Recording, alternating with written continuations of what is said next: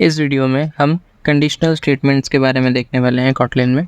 सो conditional statements क्या होते हैं? तो बेसिकली अगर नॉर्मल लैंग्वेज में बोलूँ तो आपके इफ़ एल्स।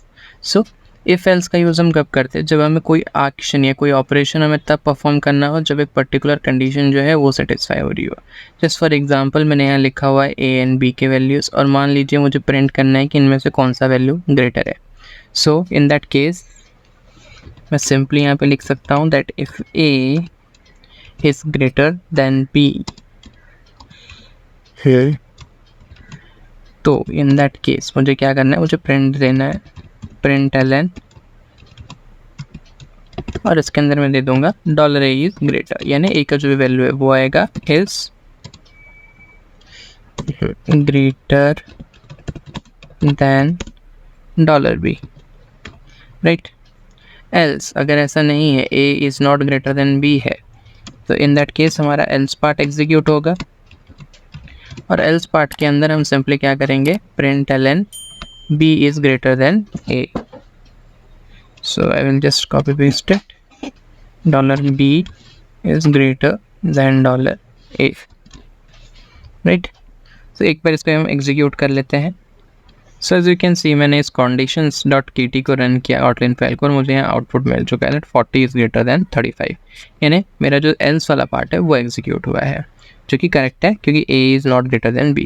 नाउ अब एक बार हम डॉक्यूमेंटेशन में चलते हैं, और यहाँ अगर आप देखेंगे तो यहाँ एक लाइन है कि there is no ternary operator in Kotlin. Ternary operator क्या है? ये वाला सेक्शन जहाँ पर कि आपके पास एक कंडीशन होती है, अगर वो कंडीशन सेटिस्फाई होती है, question mark which indicates ternary operator, question mark and A colon, ये टर्नरी ऑपरेटर है। तो क्वेश्चन मार्क से पहले कंडीशन होती है, अगर वो कंडीशन सेटिस्फाई होती है तो क्वेश्चन मार्क के बाद वाला पार्ट जो है वो एग्जीक्यूट होता है, नहीं तो कोलन के बाद वाला जो पार्ट है वो एग्जीक्यूट होता है। तो ये मोस्ट ऑफ द लैंग्वेजेस में हमें मिल जाता है, पर कॉटलिन में ये टर्नरी ऑपरेटर हमें प्रोवाइड नहीं किया गया है। द रीज़न इज़ कॉटलिन में हम इफ़ एल्स, या जो हमारा ये जो इफ़ वाला स्टेटमेंट है, इसे हम एज एक्सप्रेशन भी यूज़ कर सकते हैं। एज एक्सप्रेशन यूज़ करना यानी, तो एक बार हम उसे देखते हैं। सो नाउ सी, अभी मैं ये वाले पार्ट को पूरा हटा देता हूँ, और मैं यहाँ पे सिंपली प्रिंट स्टेटमेंट लगाऊंगा। और प्रिंट स्टेटमेंट के अंदर मैं सीधा अपना लॉजिक लिखूँगा कि if a is greater than b, अगर a जो है वो ग्रेटर दैन b है तो आप a को प्रिंट करो, एल्स आप b को प्रिंट करो, सिंपल। अब हम इसको रन कर देते हैं, और हमें जो ग्रेटर नंबर है वो प्रिंट होना चाहिए यहाँ पे, यानी 40 should be the answer. See, b का वैल्यू यानी 40 जो है वो प्रिंट हो गया है।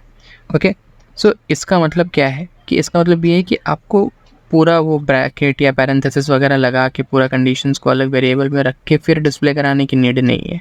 आप चाहो तो आप सीधा एज एक्सप्रेशन यूज़ करके आप सीधा उसे प्रिंट स्टेटमेंट में दे सकते हो। मैं चाहूँ तो मैं इस पूरे सेक्शन को उस एक वेरिएबल में असाइन कर सकता हूँ। से मैंने एक वेरिएबल ले लिया या वैल ले लिया, c equals to this, and मैंने सिंपली यहाँ पे प्रिंट दे दिया कि greater number is C, $C, right. अब हम इसको जरा एक बार रन करते हैं, और greater number is 40 should be the answer. So let's see greater number is 40।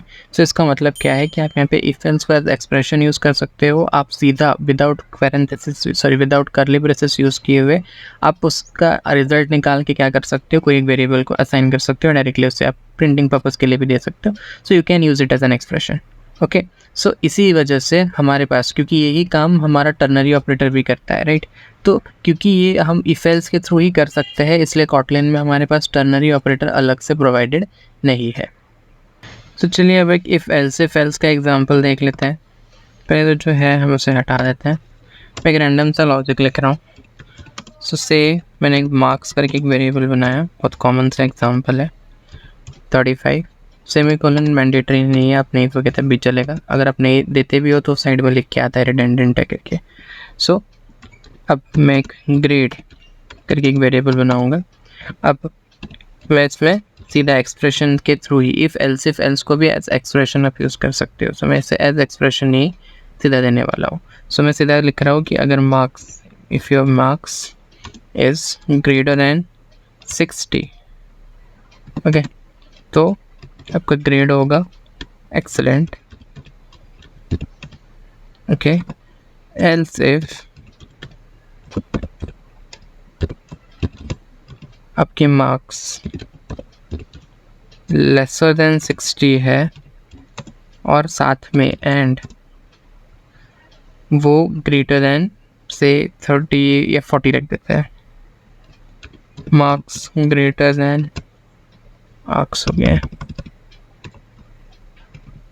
Greater than 45 से, तो हम दे देते हैं गुड, ओके।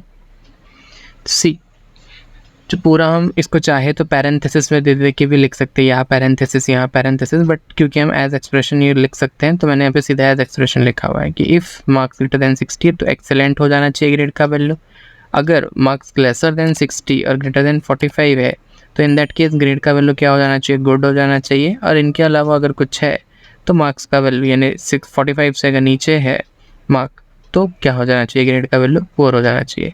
तो एक काम करते हैं, सो अभी ग्रेड को प्रिंट करा देते हैं और देखते हैं कि क्या रिजल्ट आ रहा है। Print LN your grade is spell mistake, और यहाँ पे हम हमारा ग्रेड डॉलर ग्रेड को प्रिंट करा देते हैं। Fine, let's run it and check.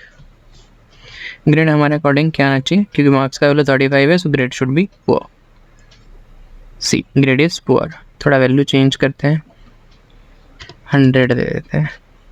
अब अगर हम चेक करें तो it should be excellent. See grade is excellent. अब मैं इसको 45 और 60 के बीच में से 50 रखते हैं and let's run it. See it's working as fine, so good आ रहा है जो कि हमने कंडीशन में दिया है। तो ऐसे आप अलग अलग एग्जांपल्स ट्राई कर सकते हैं। So I hope this part is clear to you. अगर कोई डाउट है आप हमें कमेंट सेक्शन में पूछ सकते हैं। Thank you.